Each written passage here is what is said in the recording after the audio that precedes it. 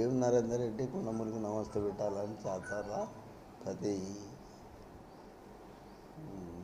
Function హాల్లో మరి ఏదైనా వివాహం పోయినప్పుడు చూసేడు నన్ను ఎందుకు టార్గెట్ చేస్తాడు. నాకు మొన్న నిలబడ్డాడు అని 2,000 ఓట్లు వచ్చినాయి. నేను టార్గెట్ అంటూ కొండమురిని చేస్తే నష్టం జరిగేది నాకు కాదు. నాకు ఎందుకంటే టార్గెట్ అయ్యి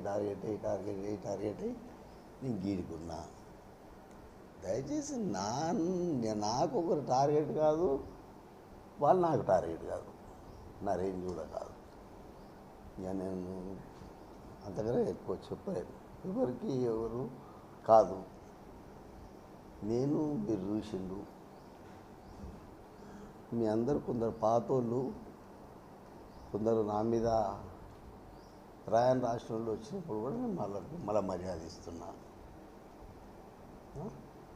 నేను మీ ఉదాహరణకు శ్రీనివాస్ రెడ్డి నేను ఇప్పించినప్పుడు సాక్షిలో శ్రీధర్ రెడ్డి బామ్మర్ది అని చెప్తుప్పుడు బామ్మర్ది అని నువ్వే చూసుకోవాలరా అని చెప్తా. ఇప్పుడు రిలీజ్ చేసేటప్పుడు ముంగట ఉండాలిరా బామ్మర్ది అని నేను అంటున్నా. ఇంక నాకు టార్గెట్ ఏంటి లేదు, నాకు టార్గెట్ అంటే ఒకటి లేనే లేదు.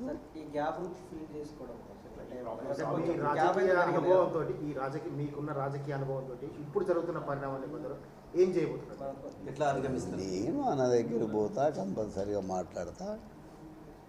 అన్న నేను దూరం కాదు, కంపల్సరీ మాట్లాడతా. దయచేసి నన్ను మొదలే మీనాక్షి నటరాజన్ను అమ్మ చెప్పింది, నువ్వు మీడియాలో మాట్లాడద్దు, మీరందరూ ఫ్రెండ్లు కాబట్టి మాట్లాడవలసి వచ్చింది. రేపు మళ్ళీ నేను సంజయ్ చెప్పుకోవాలి తప్పు చేసినమ్మా అని. మీరే మాట్లాడద్దు నువ్వు అసలే అని చెప్పింది. నేను పార్టీ గురించి మాట్లాడా, వ్యక్తుల గురించి మాట్లాడా, ఎవరి గురించి నేను మాట్లాడా. మీరు చెప్పండి మామిడి తోట బాగున్నదా అని అడగండి చెప్తా. బెల్జియం మిల్లున కుక్కలు ఎట్లున్నాయని అడగండి చెప్తా. ఇంతకన్నా ఇంకా నేను ఎక్కువ అంటే మీరు ఆషామాష వ్యక్తి ఏం కాదు సార్, సుదీర్ఘ రాజకీయ అనుభవం ఉంది. కాంగ్రెస్ పార్టీ లోపల మీకంటూ ఒక ఇమేజ్ ఉంది. అంటే ఒక క్యాబినెట్ మినిస్టర్ ఇంటికి ఈ రకంగా పోలీసు వాళ్ళు రావడం అంటే మీ ఓఎస్డీ అయినప్పటికీ కూడా అది మీకు ఎట్లా అనిపిస్తుంది? ఒక రాజకీయ అనుభవం అది కరెక్ట్ అనిపిస్తుందా, ఎట్లా అనిపిస్తుంది? నేనేం చెప్తున్నా మరి పోలీసు వాళ్ళు ఎందుకు వచ్చిండ్రు అనేది కూడా నాకు తెలియదు.